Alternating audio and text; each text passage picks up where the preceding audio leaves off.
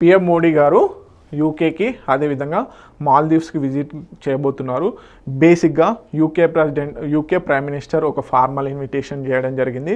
అదేవిధంగా మాల్దీవ్స్కి సంబంధించి 16th independence డేలో భాగంగా పిలవడం జరిగిందనమాట.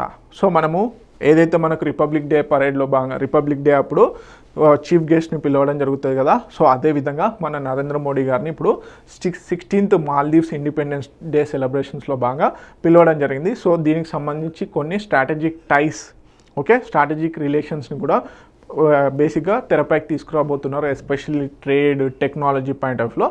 సో దానికి సంబంధించి ఏంటి అనేది చూద్దాం. సో 4th విజిట్ ఇది యునైటెడ్ కింగ్డమ్కి మన మోడీ గారు. ఇది 4th విజిట్.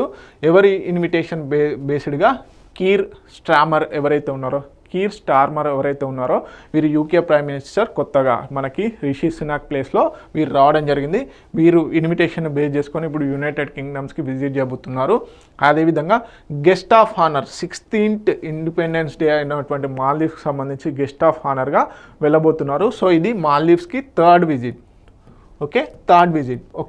సో దీంట్లో భాగంగా మనం స్ట్రాటజిక్ రిలేషన్స్ ఏంటి అనేది చూద్దాం. ఇండియా యూకే ఫోకస్ ఏంటి, కాంప్రహెన్సివ్ స్ట్రాటజిక్ పార్ట్నర్షిప్లో భాగంగా స్ట్రెంథన్ చేయబోతున్నారు. దీంట్లో భాగంగా కీ ఏరియాస్ ఏంటి, trade and technology, defence and security, climate action, health and ఎడ్యుకేషన్స్లో స్ట్రెంథన్ ది కాంప్రహెన్సివ్ స్ట్రాటజిక్ పార్ట్నర్షిప్ని తీసుకురాబోతున్నారు. అదేవిధంగా కింగ్ చార్లెస్ III గారిని మీట్ అవ్వబోతున్నారు.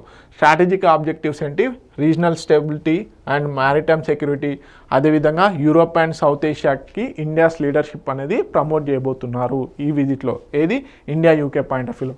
అదేవిధంగా మనము మాల్దీవ్స్కి నైబర్హుడ్ ఫస్ట్ పాలసీ విజన్ మహాసాగర్కి ఇది ఎంతగానో స్ట్రెంథన్ అవుతుంది. అండ్ అదేవిధంగా మాల్దీవ్స్ ప్రెసిడెంట్ అయినటువంటి మహమ్మద్ ముయిజ్ గారు ప్రెసిడెంట్ అయిన తర్వాత మన మోడీ గారు ఇది ఫస్ట్ టైం విజిట్ అన్నమాట. సో అక్కడ జరిగేటువంటి మెమరాండమ్ ఆఫ్ అండర్స్టాండింగ్స్ అనేవి ఫ్యూచర్ డేస్లో రాబోతున్నాయి. ఇంకా చూద్దాం ఏం జరుగుతుందో. సో ప్రస్తుతానికి ఇదన్నమాట ఇన్ఫర్మేషన్. తెలుగు మీడియం అభ్యర్థులు ఎవరైతే ఉన్నారో ప్లీజ్ నోట్ ఇట్ డౌన్.